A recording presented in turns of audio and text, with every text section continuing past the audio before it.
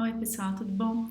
Hoje eu vou apresentar outro vídeo com trabalhos do nosso grupo de pesquisa, tá? Então esses trabalhos já são um pouquinho mais antigos, né? Tem alguns anos que a gente fez, mas foi um modelo bastante interessante que se mostrou bastante útil em diversas aplicações, tá? Então, eu vou falar um pouquinho hoje do modelo CSM. O modelo CSM, o nome CSM significa Cutoff Scanning Matrix, né? Basicamente é uma matriz de assinatura de estruturas de proteínas, tá? Mas depois, né, essa assinatura se mostrou também uma assinatura não só estrutural, como também funcional, tá? Então tem essa publicação aí da revista BMC Genomics, o aluno que desenvolveu esse trabalho era o Douglas Pires, eu co-orientei ele no doutorado dele. Bom, basicamente, os dados principais que esse modelo usa são dados de empacotamento de proteínas, tá? Dos átomos em proteínas. Então a gente tem nessa figura aqui, ali em cima, né, essa primeira proteína que é uma mioglobina. A segunda figurinha dela é a visão dela como grafo, tá? Ou seja, a gente tem aqui a proteína e aqui os resíduos são nós do grafo, tá? E as arestas são distâncias entre eles. Então a gente pode ter esse grafo aqui em diversas granularidades, dependendo da distância que a gente considera para criar uma aresta, tá? Então a matriz CSM nada mais é do que uma matriz de contagens de números de átomos, né, de pares de átomos que se encontram àquela distância ou uma distância menor do que aquela. Então por isso que a gente chama de matriz de escaneamento de cutoff, tá? Então se a gente varia essa distância, a gente vai ter uma maior ou um menor ou um maior número de pares de átomos dentro dessa faixa, né, desse raio aí. Então, a gente criando essas matrizes, né, criando esses vetores, a gente tem que cada proteína, cada estrutura de proteína gera uma assinatura diferente, tá? Então, aqui, por exemplo, nessa linha a gente tem a mioglobina e as assinaturas dela. Nessa outra linha a gente já tem uma outra proteína em forma de barril, né, e a assinatura dela vocês já podem ver que é diferente. Aqui embaixo a gente tem o colágeno, que é uma proteína fibrosa, comprida, né, e a assinatura dela é completamente diferente, tá? Então, nesse artigo, a gente mostra que a gente consegue, né, fazer tarefas de classificação com uma precisão muito grande. Então, a gente classifica as proteínas, né, em famílias, no caso aqui, famílias da base de dados do SCOPE, né, que é uma classificação estrutural. Então, a gente classifica tanto no nível de classe, quanto no nível de fold, quanto família e superfamília, né, com uma precisão e uma revocação muito boas, tá, comparado com outros trabalhos.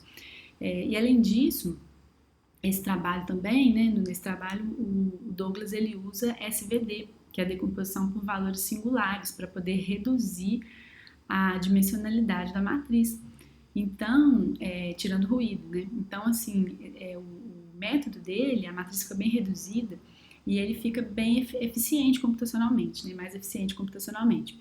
Porque as matrizes são enormes, são muito esparsas e ele consegue reduzir o ruído, tá? Depois, mais tarde, a gente publicou uma outra, né, uma continuidade desse trabalho que a gente chamou de ACSM. E no ACSM, na realidade, né, porque o CSM anterior a gente estava trabalhando no nível de resíduo, a gente trabalhava com um centróide de cada resíduo. No ACSM a gente trabalha com todos os átomos da proteína, por isso que chama ACSM.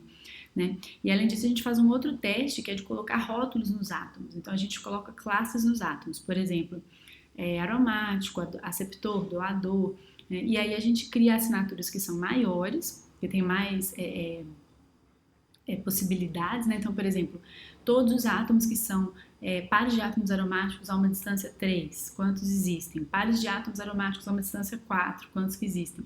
Então, uma assinatura maior, né? Contudo, a gente mostra que ela é mais precisa, né?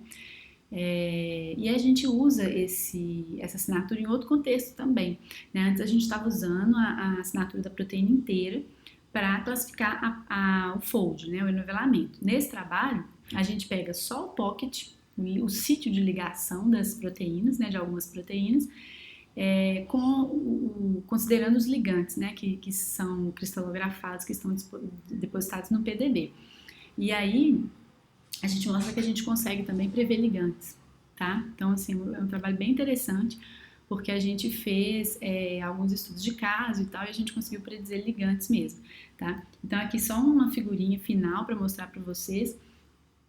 A figura da esquerda são uma distribuição de energias, porque a gente fez docking, né? Então do docking a gente tirou essa energia, dos ligantes preditos com CSM, né, com ACSM, e os ligantes que estão disponíveis no PDB, que a gente fez um redocking deles. Né? Então vocês vejam que as curvas são muito parecidas, ou seja, os ligantes que a gente predisse com o nosso classificador, eles têm a mesma distribuição de energias, de afinidades, né, com os alvos, do que os que estão disponíveis experimentalmente. Né? E aqui do lado, foi um teste já com modelo nulo, vamos dizer assim. Né? A gente pegou diversos ligantes aleatórios, mais ou menos do mesmo tamanho, né, com os mesmos tipos de átomos, mesmos grupamentos químicos, e aí a gente já pegou e tentou fazer o docking desses ligantes. Quer dizer, a gente estava querendo verificar aqui se essa qualidade, né, essa similaridade aqui dessas curvas não poderia ter acontecido ao acaso, né, vamos dizer assim. Então vocês vejam que o nosso modelo nulo foi muito diferente, né? A gente tem energias aqui muito piores, né, e a chance aqui disso aqui, né, ser semelhante é muito pequena, tá? Então esse é o modelo CSM, né? Depois ele foi usado pelo Douglas com muito sucesso em outras aplicações e é um modelo bem interessante, eu espero que vocês gostem, tá bom? Desse trabalho que a gente começou aqui no grupo, né? Hoje o Douglas está em outra instituição, tá, né, muito bem, já desenvolveu outros trabalhos muito interessantes. E se você quer saber mais do trabalho do nosso grupo, você, né, pode deixar um comentário aqui para mim, se você gostou desse vídeo, curta. E não deixe de conhecer, né, eu coloquei aqui abaixo, um curso que a gente está oferecendo de introdução à computação para bioinformática. Então as inscrições estão abertas e com desconto até o dia 30, tá? Então vou deixar o link aqui embaixo, se você tiver interesse nessa área de bioinformática, estiver começando, pode ser bem interessante para você, tá bom? Obrigada, até mais.